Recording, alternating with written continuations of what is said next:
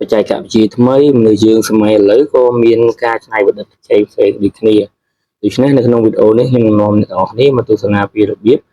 ដាំស្វាយគឺយើងយកតែមែកវាទេគឺយើងយកមកដាំដើម្បីបានស្វាយទាបៗបែបនេះពីដំបូងយើងមានមែកស្វាយដែលមានសុខភាពល្អទៅបងប្អូន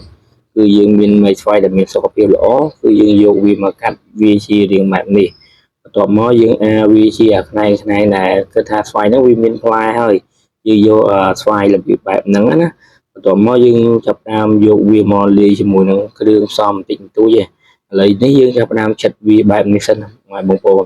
យើងចិតវាបែបនេះសិនចិតវាជុំវិញនឹងមែកស្វាយរបស់យើងហ្នឹងដើម្បីឲ្យវាងាយស្រួលក្នុងការលូតលាស់មែកឈើបន្ទាប់មកយើងយកបន្ទាកន្ទុយក្រពើហ្នឹងគឺចាំបាច់បំផុតហើយសម្រាប់វីដេអូរបស់យើងគឺវីដេអូយើងគឺយើងយកបន្ទាកន្ទុយក្រពើហ្នឹងយើងលាបវាជុំវិញសពសាច់នៅធាងស្វាយដែលយើងមែកស្វាយដែលយើងបានកាប់មិញហ្នឹងណាតមកវត្ថុផ្សំថែមទៀតគឺយើងយកថ្នាំដុសធ្មេញអីក៏បានដែរបងប្អូនគឺ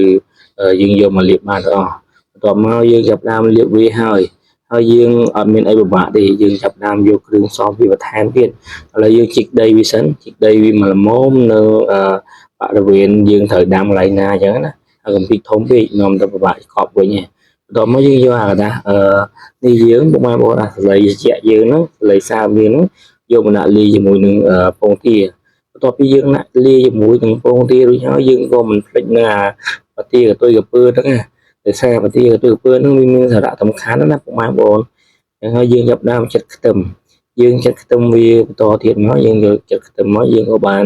យកដើមស្វាយរបស់យើងអាមែកស្វាយហ្នឹងណាយើងយកមកដាំបែបនេះដូច្នេះហើយបងប្អូនអាចអនុវត្តបានតាមសាកល្បងមើលadmin ធ្វើឲ្យវាជោគជ័យអញ្ចឹងហើយខ្ញុំចង់ឲ្យបងប្អូនយើងចាប់ដើមធ្វើវាបន្ទាប់មកយើងចាប់ដើមរៀបឥដ្ឋបែបនេះរៀបឥដ្ឋហ្នឹងដើម្បីយើងចាប់ដើមយក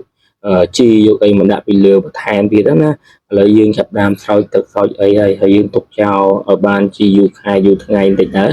យើងនឹងបានផលបងប្អូនគឺមិនមែនយកមកបិទមកអីណាគឺវាបានផលពិតប្រាកដពិតមែនអត់កុហកបងប្អូនទេមើលគឺអត់មានកន្លែងណាកាត់តអីណាបងប្អូនគឺវាដោះមកអញ្ចឹងបងប្អូនអាចអនុវត្តបានតាមបើសិនជាអនុវត្តមិនបានទេបងប្អូនអាចឆាតមកadmin នឹងបញ្ជាក់ប្រាប់ថែមថានឹងធ្វើ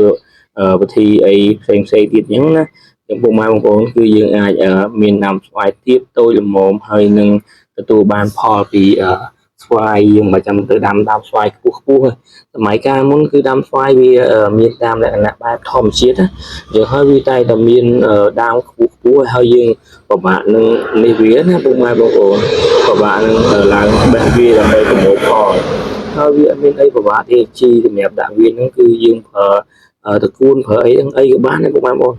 អាចគោឬមួយក៏ធាងជ័យដែលវាចាស់យើងយកមកច្រាំវាទៅហើយយើងយកមកដាក់នៅកន្លែងហ្នឹងទៅអានោះវាវាជីធម្មជាតិអញ្ចឹងណាអញ្ចឹងវាអាចជួយឲ្យដើមស្វាយរបស់យើងហ្នឹងវាលូតលាស់វិញបានល្អអញ្ចឹងទៅតោះមកយើងមានកូកាកូឡាយើងចាក់លាយជាមួយនឹងទឹកយើងហ្នឹងយើងលាយជីបន្តិចបន្តួចណាដើម្បីឲ្យស្វាយយើងហ្នឹងពេលវាផ្លែមកវាមានរសជាតិឆ្ងាញ់ផ្អែមអញ្ចឹងណាបងប្អូនហើយបងប្អូនមើលទៅក្នុងវីដេអូបងប្អូនប្រកាសជានឹងយល់ហើយងាយស្រួលហើយប្រហែលខែមកក្រោយមកគឺយើងទទួលបានផលផ្លែស្វាយបែបនេះគឺស្រស់ខ្លាំងមែនតើ